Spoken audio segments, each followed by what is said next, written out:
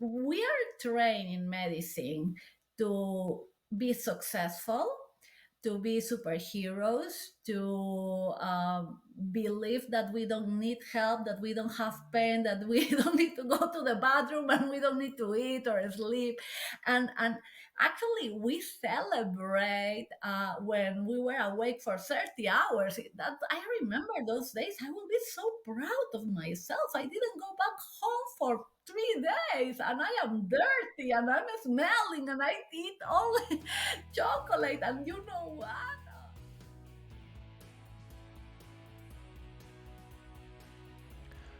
Good day, good afternoon, or good evening. My name is Freeman Beals, entrepreneur and stress management coach, and this is From Stress to Success, unlocking the mindsets of high achievers. On today's episode, you are going to find out just how big the problem of burnout and stress really is, especially in the healthcare system where the drive to be a hero is incredibly strong. You're going to hear about the importance of asking for help, why you need to set goals and set boundaries, how you need to start getting used to change, and how that might be a skill set, and the incredibly important concept of putting you first. So let's get started and discover how to conquer stress and achieve lasting success.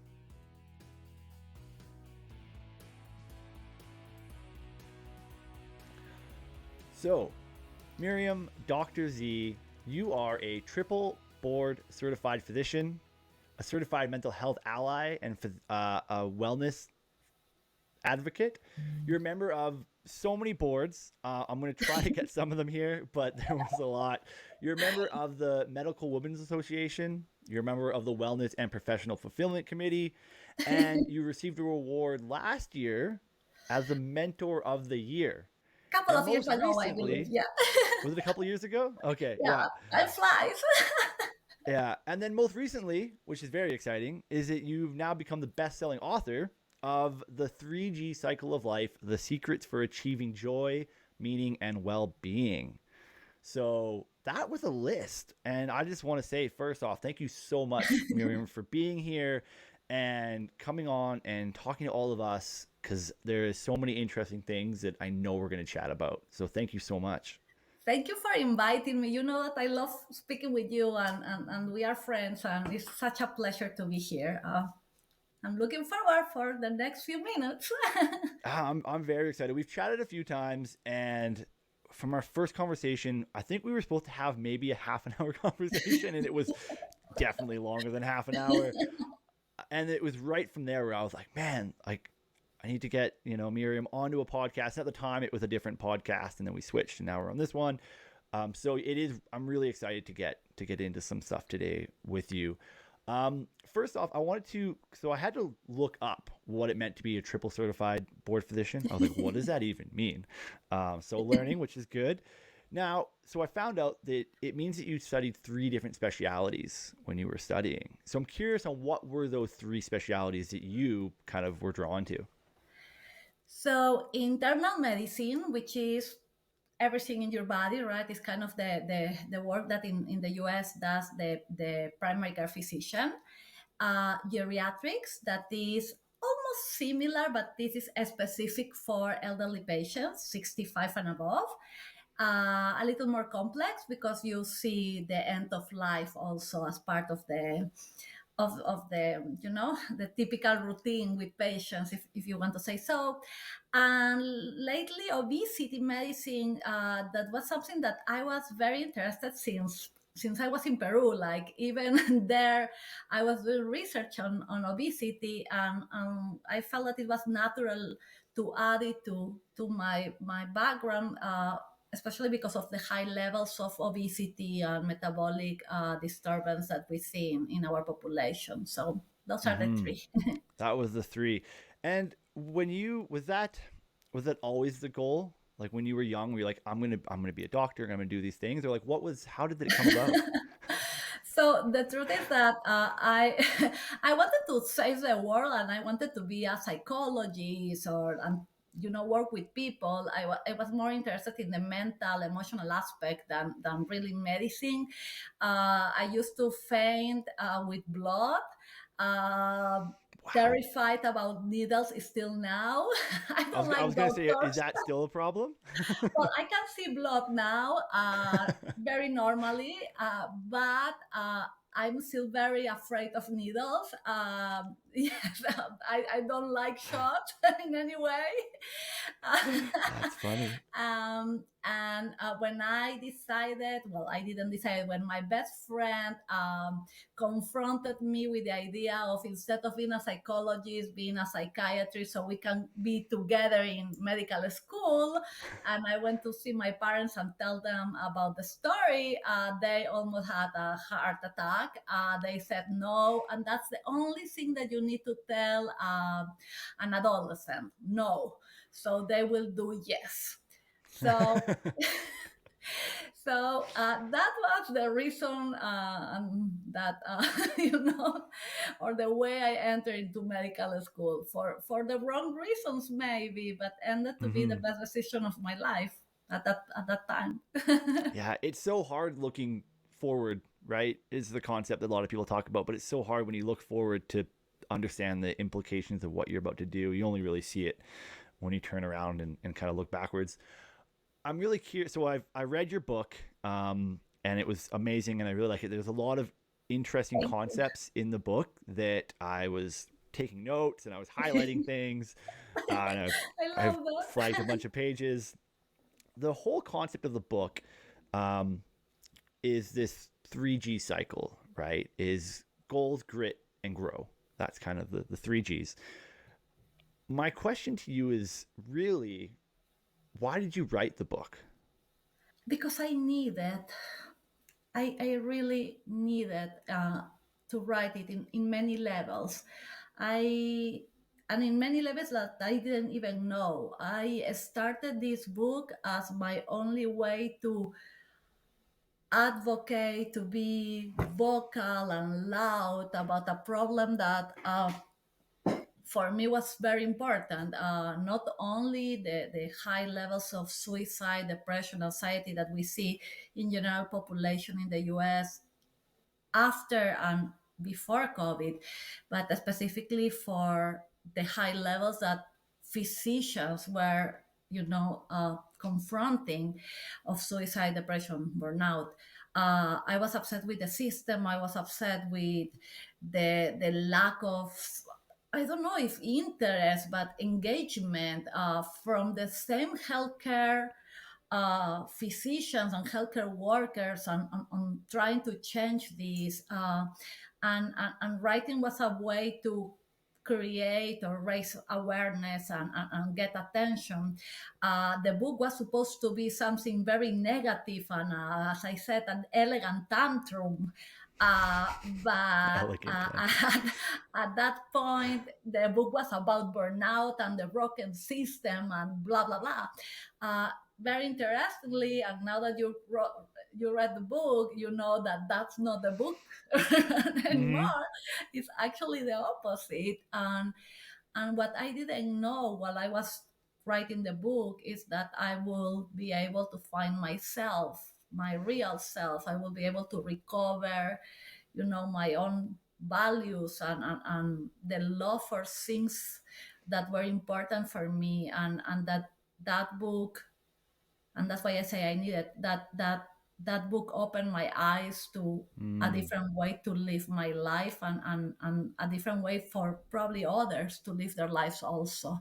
So Yeah. the same like in medical school, I started it for the wrong reason or in the very bizarre way. But probably it's the same message from the book, right? You don't necessarily need to start a project having the win card in front of you. Sometimes you will be in front of challenges and difficult situations, and those are the ones that allow you to grow more and to learn more and to achieve, better things for the Yeah. future. Yeah. It's just, in a lot of ways, it's a process of doing, just starting, right? And doing. It's interesting that you, it's not even interesting. It's almost fascinating that you wrote the book almost for yourself in a way, right? You're like, this is something that I needed. And I'm really glad that you said that, because I remember when I was reading the book, as a physician, you've obviously been in this world for a long time. So now, and I know in there you wrote a lot about kind of seeing that impact of the burnout, of the depression. What were some of the things for you that were kind of like, I need to help solve these problems? Like, what were the red flags that started you really on that path?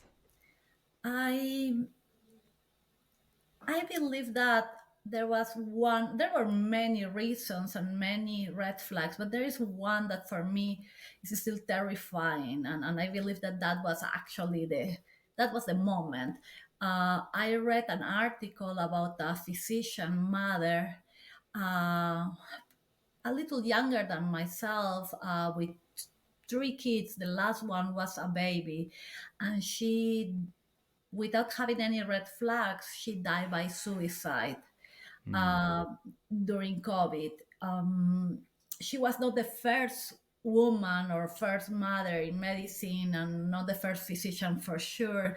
But for some reason, I felt very connected with her. And the question that I asked myself that day was, why not me? mm, And why not me? What is different between her and me and my life and my we have the same career, we're almost the same age, we have kids at home, small kids at home, right? We are married, we are successful, supposedly a smart woman, yeah. right? Yeah, the Why not parallels were me? quite intense. Yeah, and why not me? Yeah. What and when someone will see the last drop? When I will see my last drop? Is this Mm, something that is coming? I will be able to notice that it's coming. How do I avoid that? mm-hmm. And what's scary, because what you hear from many is that they don't show any red flags. That this is something that just happens. Nobody noticed that something was wrong with that person. Yeah, you see it a lot with, unfortunately, with a lot of suicide cases. And the big ones that people, are probably aware of are obviously a lot of the celebrity cases, right? But the biggest one that always stands out to me was Robin Williams, right? Very happy Yeah. comedian, made people laugh all the time, and then unfortunately took his own life. And yeah, you're right. It very much is that there's nothing that really kind of gives it away outwardly, right? People hold so much in. And like you said, both of you were successful in the eyes of other people and happy lives and stuff like that. So that's really moving that you had that realization to go, hold on, like, am I on the same path? And at what point in time does it do Yeah. that? So what are some of the things that you began when you began to look into that and go, okay, like, I need to potentially fix these? What were some of the things that you started with? So, first, I needed to educate myself, because burnout was a term that I didn't recognize. I didn't know about it until probably 3 years ago or 4 years ago. I didn't know Mm-hmm. that it existed. It was just Um, stress, and that where there was no yeah, other kind of stress, but determinants. not burnout and then moral injury, right? So I started to learn a new vocabulary suddenly, and to learn the magnitude of the problem. When you see 56%, 60% of doctors are burnout, 30% are clinically depressed, Wow. 400 die by suicide every year. So that was like, okay, I need to understand this a little better. When Mm-hmm. in order to do that, I got certified as a mental health ally, and I joined this training to be a physician wellness advocate. Which was very interesting, because from in 6 months of training, it took me 4 months to realize that I was burnout too. So it's not only that I didn't know that burnout existed, or I didn't understood what was going on in general. It's like I was unable to recognize that I was a victim of it too. And that's a Mm-hmm. red flag, because how many of us we are walking like zombies in our lives without even knowing that we need some help. So Yeah. that was something extra that was interesting for me. And last but not least, when I started to see, through the problem and understand that the problem was bigger than what I Mm-hmm. thought, I noticed that I was very lonely in the place where I was. That I didn't have allies in the place that I was working. That majority of physicians were not aware of the problem or didn't have the intention to do something about it. So I entered in LinkedIn. At that point, I didn't have not even 100 contacts, and I started to look for people that will have well-being or wellness in their in their CVs, and start like, please help me, I need to understand, I need to Yeah. learn, I need to understand, and that's how the process of healing without even knowing started for me, and hopefully for others too. Mm-hmm. There's a couple of things in there that I want to get into. The first one is you talked about how like you weren't even aware that you were kind of also suffering from burnout. And it's interesting. Just this morning, I read that it wasn't until 2019 that the World Health Organization even recognized burnout as a clinical disease, essentially, Yeah. and an illness that you can have, which is kind of alarming when you think about it because of all the implications it has.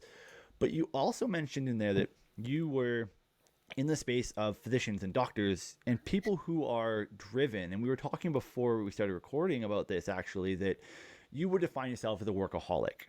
And I'm sure many people in that field would as well, right? They're doctors, they're physicians, they want to help people, and they feel like the more that they can help people, that kind of it's almost like their purpose in life. And you wrote about this in the book as well, that there's almost like an addiction to that. Oh yes, and I believe it's more than almost an addiction. I believe that it's a real addiction. I mean, you get Mm-hmm. addicted to this dopamine and and adrenaline. You need it. Um, uh, we are trained in medicine to be successful, to be superheroes, to believe that we don't need help, that we don't have pain, that we don't need to go to the bathroom, and we don't need to eat or sleep. And actually, we celebrate when we were awake for 30 hours. That I Yeah. remember those days. I will be so proud of myself. I didn't go back home for 3 days, and I am dirty, and I'm smelling, and I eat all chocolate. And you know what? That's awesome. I'm becoming a good doctor, right? Yeah. Um, and, Look how much and I'm doing. Yeah. yes, the doing, right? The idea of being busy just for being busy. Of course, that there are other things that happen, right? And that's why you don't notice that this is not necessarily the best behavior or habit. It's like you are learning, you are Mm-hmm. celebrating with others, you are helping, you are saving lives, so you receive that aspect of medicine too. It's exciting. um, but it's not healthy, right? One thing is exciting and the other is healthy, is correct, it's not, especially long term. But the truth is that you are surrounded by that, and that's the only thing that you know. In Latin America and other countries in Europe, if I'm not wrong, and in India, for example, also, you go to medical school directly from a school. So you don't have to have this pre-med, meaning that you are 17 or 18 and you are already in medical school, right? And for 8 years or 7 years, but anyway, you are there seeing sometimes even patients and etc. And you don't have your prefrontal lobe developed. You are still an adolescent at that age, right? You Yeah. are not mature. You have nothing about life. And the only thing that you see is people behaving like that. So you copy that and you believe that is right and that's the only way. And in Yeah. some way, in this country, this idea that in any career, right, but especially in the high level careers, you need to be the first one, the number one, the Mm-hmm. best, and study. So that happens anyway, even if you are not in medicine. So you are already doing that anyway, at young age, and you don't Yeah. see better. Yeah, and it is, and I'm glad you said that because it's such a prominent thing in society right now, right? And it's changing, thankfully, it's starting to. But I know certainly when I was growing up, it was the same thing, right? It was like, oh, I've worked X amount of hours and I'm only sleeping this much, and look how hard I'm pushing. And sure, maybe in a short term, you might achieve something, but it's not sustainable, and it never will be, right? Yeah, life is not a sprint, and we don't know that Mm, when we are young. It's a marathon, and yeah. we need to develop skills to be able to keep the rhythm during the next 50, 60, 70 years.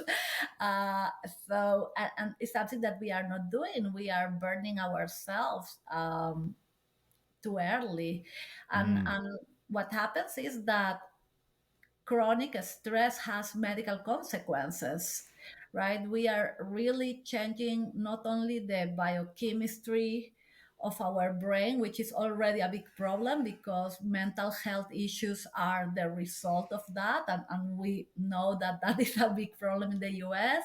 46,000 suicides per year in this country. And from them, 500 are kids between 6 and 9 years old. So we are talking about my babies, the ages of my mm-hmm. babies. That tells you something, right, about how bad the mental health aspect is right now in the US.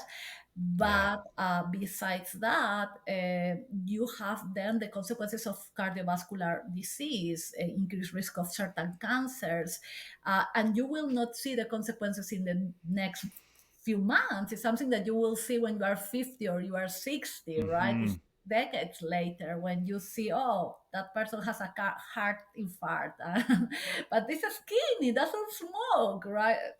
Stress, Stress. chronic Yeah. stress. It is, and it probably goes into that kind of idea that when we're younger, we tend to think of ourselves as invincible, right? You're like, yeah, I can work 20 hours a day and I can sleep 4 hours a night and it's gonna be fine. But like you said, that's gonna come and it's gonna get you, like, far more so than a lot of other bad habits necessarily might compound on top. Your book is focused around something that I think will help people with this, and it's the concept that I pulled away from it the biggest, that I still use when I'm talking with my clients, when I'm thinking about things each day, and it's this concept of cycles, right? And I think this is why I want to bring this up, is because if we are on a marathon, right, how can we ensure that we are looking after ourselves and doing the things and still growing and stuff like that. So we mentioned earlier that there's the 3 G's, the Mhm. goals, the grit, or the yeah, goals, grit, and growth. Yes. So could you expand on those a little bit, and just that concept that you write about in the book around living in cycles and stuff like that? Yeah, I believe that we don't live in a linear way. I believe that we are a little more complex like that, and that in some way we replicate nature. If you think about basic things in nature, day and night, the years, right? Yeah, the moon. Even yeah, the seasons, pollination, the way that we produce energy in our bodies, the Krebs cycle. Um, Yeah. any hormone in our body, we work based on cycles. Really, that's the way that we manage the nature and our life in general. So we experiment cycles all the time. So for me, it's not weird to think about my life as a sequence of different cycles.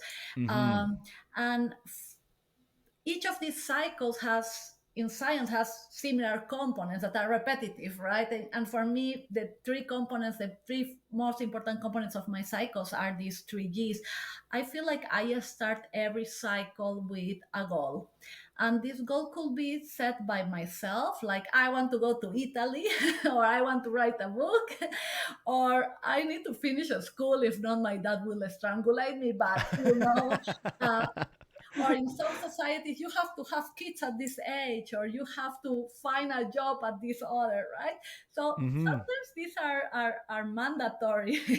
Sometimes are your dreams. But I believe that we, all of us, we start each of our cycles, each of our times in life, right? Chapters in our life with a goal, something that we need to achieve. Then the question is, how do you navigate the cycle, right? How do you get to that goal? And I feel like grit is, right, the way to go. For me, that's my fuel, is my inner energy, my Mm. motivation, how I keep going, my perseverance. You can call it in so many ways. But what I discovered during the book writing process, and probably during my last couple of years, is that sometimes grit comes from yourself, from, inside of you, but sometimes you need this group of people, community, mentors, friends, family, cheerleaders, to remind you about that grit, right? How many times you are in the process and you are very excited, but you get tired, or something happens and you feel like a stop. And it's not wrong to ask for help, and it's not wrong Mm-hmm. to have cheerleaders reminding you about, what you are trying to achieve. And I feel that comes with vulnerability and with social relationships, and human contact. So I believe that it's that aspect, that part of the cycle, is very important. And then in theory you close a cycle, achieving the goal. But reality is that many times, or we change our minds and we don't care about the goal anymore, right? Oh, I want to marry that girl, right? She's so beautiful, and suddenly you change your mind and you are marry someone totally different, right? Or I want that Yeah. car or that job. I wanted to be a psychologist, right? And I ended being a physician. Who knows? Um, Sometimes you achieve your goal, but Mm. not necessarily at the first attempt, right? You apply for a job and you cannot do it, and you apply again, and oh, finally you have, a different type of interview, or you got a master before the second interview, and now you are ready for it. And sometimes you Mm. could be in the cycle again and again and again, and it's your time to decide, do I stay here and then I burn out, I get stressed, I get furious, I got depressed, or do I set myself, in a different direction, and I set a new goal, an upgraded goal, because this is not something that I will be able to achieve no matter what. Mm-hmm. Um, so what happened in any of these scenarios is, if you allow it, is you learn something, Yeah. right? You develop new skills, you discover things about yourself that you didn't know, you find out that you have some kind of a special powers, right? And that is growth, that is Mm-hmm. just growth, and it's getting prepared to the next challenge or the next goal on the next chapter of your life or cycle, being a Yeah. better version of yourself. I like that you use growth with that. And you also alluded to in there about like letting yourself grow and letting yourself be Yeah. aware of that growth, because it's easy to get caught in that perpetual motion machine, right? Of just like goal grit, goal grit, goal grit. I'm never growing to make that next jump. So it's I think it's a really powerful piece to it to include in there, um, with that kind of concept there that you talk about. In your opinion, with that kind of cycle, because you kind of said it in there where you're like, oh, how do I know when it's time to leave that cycle, right? Because you're like, if Yeah. you stay in it, you risk kind of burnout, depression, and growth. So how do you know when it's time to, and how do you kind of make the step out of it? That's a big question. So I am very stubborn, and it takes me a lot of time to take this type of decisions. I need to admit that, and that's probably the reason why I got burnout.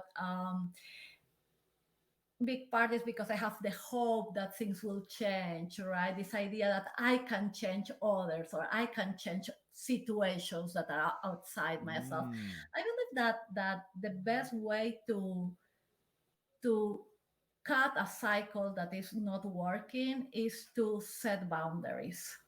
First, first to set clear goals, right? Because when you set a clear goal, you also are adding a time frame. So adding this time frame, like I will try, I know that it's difficult for reality, case of reality. I came Mm-hmm. to this country, right, 11 or 12 years ago now, to start from zero. I was supposed to apply to medical training again, right, to be able to recover my title of being a physician. And I knew that I will not go to New York or Alaska or any place. I came here because of my husband, so I need to apply only to Miami. And in Miami, there were at that point two programs. So while everybody applies to 100 programs to get a position as a resident, I was applying to two programs. And now I'm having the conversation with my husband that this is probably impossible. What we will do if this doesn't happen. So we were saying, well, we will try one time. We will try a second time. If this doesn't work, plan B, you will be something extra, Mm-hmm. right? So that's what I am talking about, time frames, clear goals, setting boundaries, what I will know.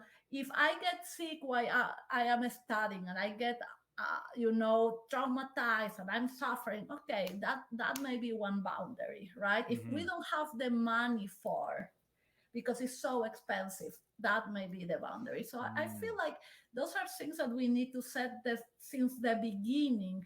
And I always say that life is like, for those that like to play or that understand a little to play chess, life is like playing chess. A good competitor, right, will know the next 7, 8 movements, and will Mm-hmm. have plan B, C, D for each of them. Uh, right? Yeah. That's kind of the. So if you play life in a way that like you play, chess, so you know that okay, you want that movement and you want make this right now, but probably you will need to go to plan B or plan C, and have it ready. So you Mm-hmm. manage your own expectations, you manage your own stress, and you are not feeling that you are failing if you were not able to achieve plan A, but you can achieve plan B, you can achieve plan C. It's less Yeah. traumatic, it's less malignant, right? Than Yeah. That's a really interesting way of putting it, and I hadn't really thought of this until you brought it up like that. That it's think of it like a chess game. I grew up working in the tourism industry as a whitewater rafting guide, and it's very similar in that sense, where it's like you have a goal essentially, as in like get the boat down the river. That's your goal. But if you only fixate on doing it in one way, if that way goes awry, you're in trouble. And very much so, like, especially, you know what I mean? Like, I had to be aware of, like, okay, cool. Like, if I don't do this thing, if something happens out of my control, in my control, whatever, I need to know how to pivot, and I need to have my contingency plans, at least in some degree. Very similar to what kind of you said there. And I think we need to think about goals in life is that as well, where it's like, because a lot of people get fixated on a thing being a certain way at a certain time, and but it's like, no, like you can pivot a little bit, and you talked about that a lot there, where it's like, yeah, no, we need to adjust and adjust and adjust and have all these Yeah, exterior and it's so plans. important. It's so difficult for people like me. I don't like change, or I use to avoid change. Mm-hmm. Something that makes me uncomfortable, change. Right now, I changed that actually, and I am embracing change, and I am kind of like going for it. But I have been very afraid of change of my all my life. So you need to develop skills that help you to minimize the stress, and Mm-hmm. probably the first question is, what are you afraid of, right? Why are you so afraid of this type of change? In my case, with my previous job, I was more than afraid. I was thinking that I cannot disappoint. I don't want to disappoint certain people. I don't want to let some people without certain type of protection or something.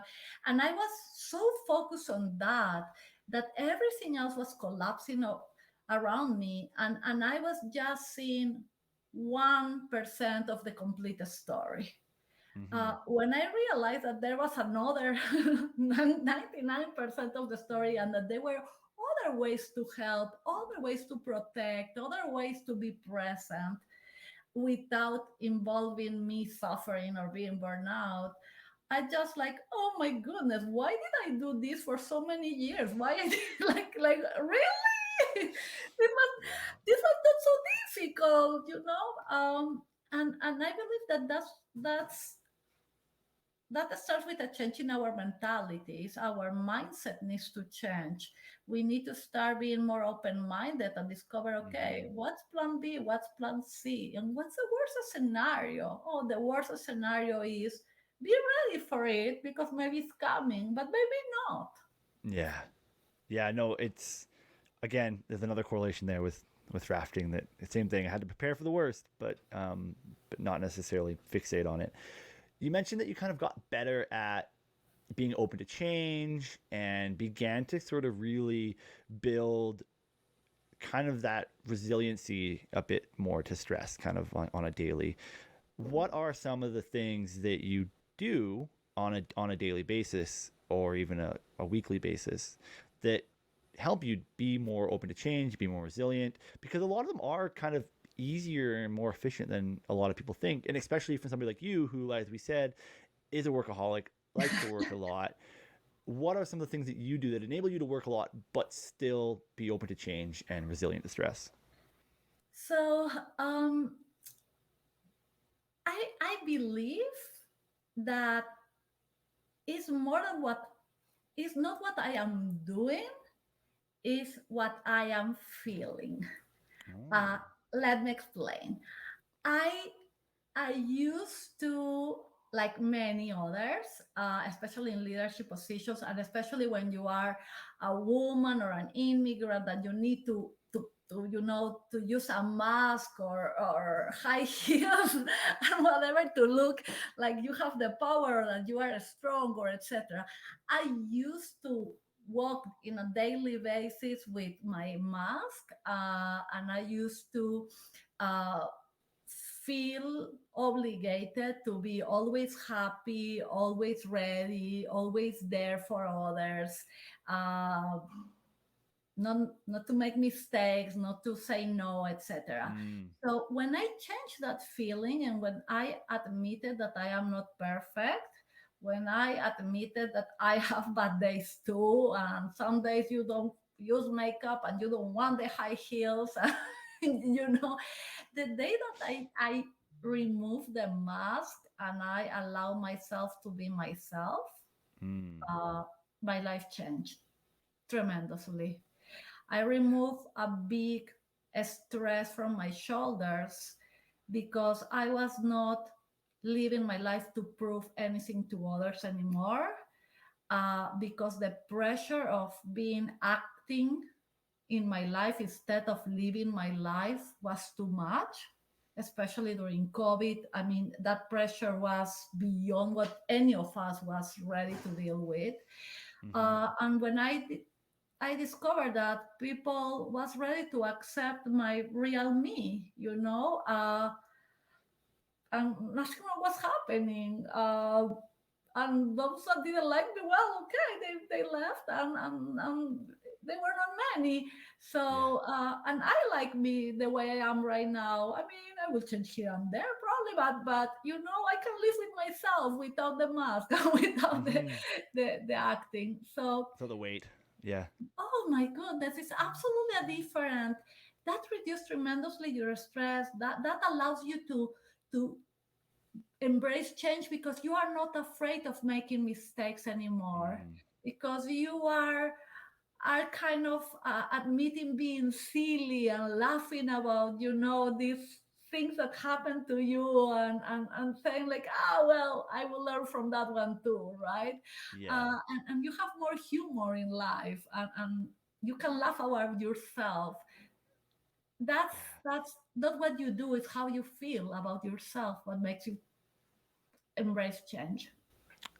That's really powerful because I think we tend to get fixated on what it is that we're doing. But yeah, I think when you focus on how you're feeling, it really starts to change things. And being aware of being honest with your feelings to yourself, I think, is something that people need to really pay attention more to and look at, right? And I think it's so great that you said there, you're like, oh, as soon as I gave yourself permission to do that, you realize that, the outcome wasn't anything like you thought it would be. You're like, oh, this is good. Like, I feel better. Maybe some of the people in my life stepped back a little bit, but you probably better off not having those people then. If those Yes. people were only there for the mask that you were wearing, well, then maybe they shouldn't have been there anyways, Yeah, right? and this has a very interesting collateral effect or butterfly effect. When you're in a leadership position, right, or someone like you, that you have access to so many individuals around you through the podcast, for example, right? So much power that gives you so much power in so many levels. Uh, at the moment that you are you, and that you are not acting anymore, and that you are allowing you to be, goofy here and make mistakes there and Mm-hmm. just cry, if it's needed. What happens is that in some way you are giving permission, which is not needed, by the way. We should not receive permission to be ourselves, but we are in some way giving permission to others to be themselves too. Yeah. Nobody will come to you as a leader, right? An employee or a student come to you and say, I am afraid of, or I am very tired, when they see you like the super person, right? The super leader, the never tired, always with makeup. They will not come to admit that they are not having a good day. But the Mm-hmm. day that they notice that you have bad days too, it's probably easier, Yeah. right, to think that someone will come to you and tell you, you know what, I noticed that the other day you were having a bad day, and you were so normal about that, and thank you for sharing, because today I'm having a bad day, and I thought that maybe you will allow me to share with you a little more. Yeah. It adds almost like a level of humanity to it all, right? Like it shows, hey, I'm not perfect, so it's okay that if you're not perfect. And I think that that's a really important thing that we probably should be doing more in society is showing. I don't want to call them our imperfections because I don't feel like that's quite the right term. I feel like it's just more of us. It's just who we are as human beings, right? Like this is what it means to be a human. And this is what and yeah, we're going to make mistakes. We're going to fall down and that's okay. I have a big question here that I like to kind of start to bring us to a close with. And that is, what does success look like to you?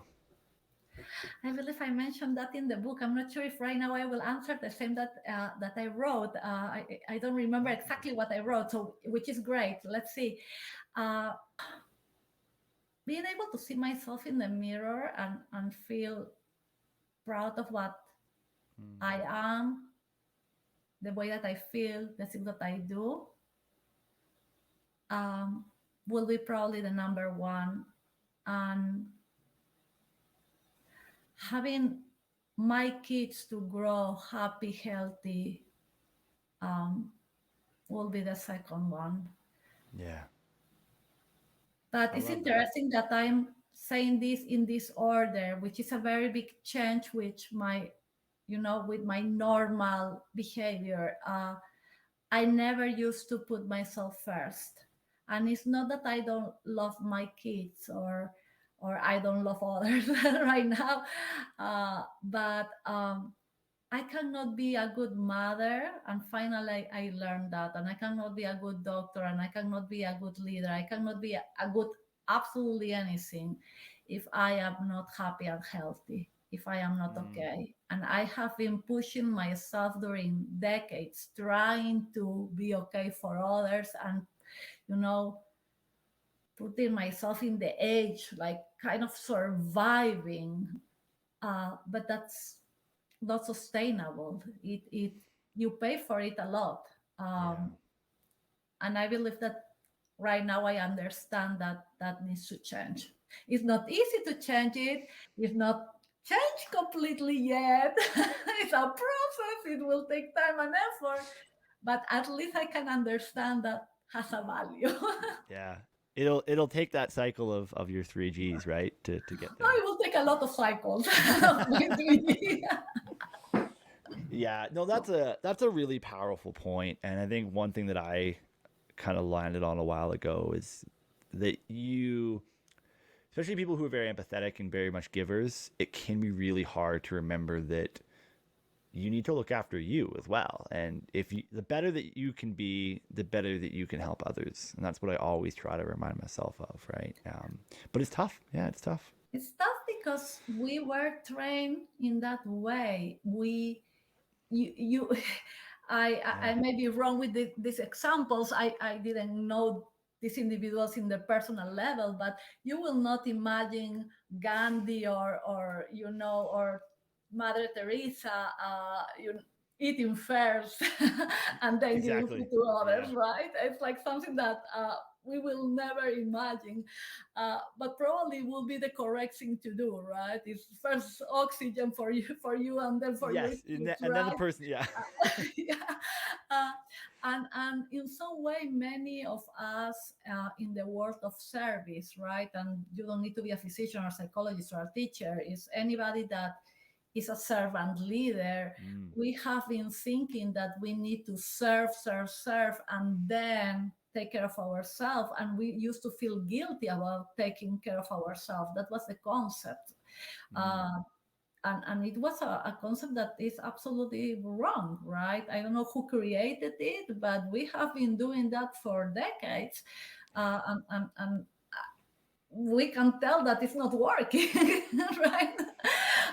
So we need to change that.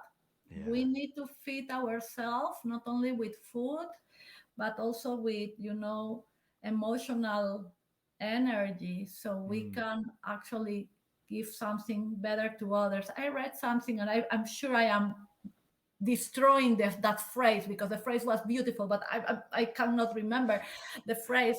But I remember the topic. Uh, if you are not full, what you are doing is giving just your extras, the rest that you have, oh to yeah. others because you Huh. have nothing else to give. And that's Yeah. not fair for others. That's not a, You're not giving your best because you don't have it. no. Yeah. And that's not a demonstration of love. That's powerful. That's oof. There are so many things that I want to dive in with this, but I will have to wrap up here with the last question that I like to ask people. And this one is sort of like, I'm going to give you like a sentence to kind of try to get in, or a sentence or two. But let's say, for example, um, you know, you have you can't give any information to the world. You get 1 to 2 sentences that you can explain to somebody how they can reduce their stress and achieve more success in life. What are those 1 to 2 sentences? Okay, I will not be original. I will steal this from my now it's 9-year-old boy. This is your life. This is your choice. This is your journey. And I will add to that, enjoy it, embrace it. Wow. Yeah, that's when you sit with that for a second, that's from a 7-year old. That's He pretty was 7 profound. when he said that. Yes. Wow. I need to. You have a little inner philosopher running around your house, apparently. Well, it's even in the book, in the first page, I believe, or second page of the book, I had that phrase there Yeah, because it's, for me, it's impressive and means so many things. But that's powerful. the reality. This life belongs to each of us, and we have the inner power to make it as good as we want. We Hmm. can decide to be empowered, or we can decide to be victims. That's a Yeah. decision. Yeah, that's an important decision, and I hope that everybody listening, when this ends, that you take a couple seconds to do that. Give that some thought, right? Like, what is it that you're doing, and how do you hope to empower others, and I'll then go and read, the 3D cycle of life. It's brilliant. But yeah, if you've enjoyed this conversation and you're listening, first off, thank you so much for spending your time with us today and taking time out of your day to listen to the two of us. I hope you got some value out of here. I hope you took some notes as well. Go check out 3G Cycle of Life. I'm going to throw a link to the Amazon link down below. You can go and order that, and follow Dr. Z wherever she's at on LinkedIn. And is there anything else that people should know about you, or places to find you? Well, please contact me. I will love to meet you. I will love to learn from you. I will love to interact. The best thing that happened to me during these last 2 years while writing the book and learning has been to create an amazing network of new friends and new people that is motivating me and inspiring me like you, Oh, well, thank you. Freeman. So knock my door in LinkedIn. I'm waiting. Awesome. And the link for that, guys, like I said, will be below in the description of this. So go on there, click on there, follow Dr. Z on LinkedIn. Get her book. You won't regret it. It's 100% worth a read. Or you can get it on the Kindle, I believe, as well, right? It's on both Yes. ebook and the actual book. So yeah, go grab those, guys. Like again, thank you so much for listening. If you've enjoyed this episode, guys, go check out the other ones on the show. And if there's somebody that you think that should be on this show, also send me a message. There'll be a poll here in the thing, and type that in there. I'm curious to see who you guys want to hear me talk to next. Again, thank you so much, Miriam, for coming on the show. I've Thank had you. so much fun today. And there's Me so too. much more that I want to get into, and we're probably going to have you on as a repeat guest at some point in time, because Awesome. there's so many questions and things that I was like, oh, there's spots, but I have to control myself. Thank you so much. And everybody out there, again, thank you for listening. Go out, have a great day. Most importantly, make somebody smile today.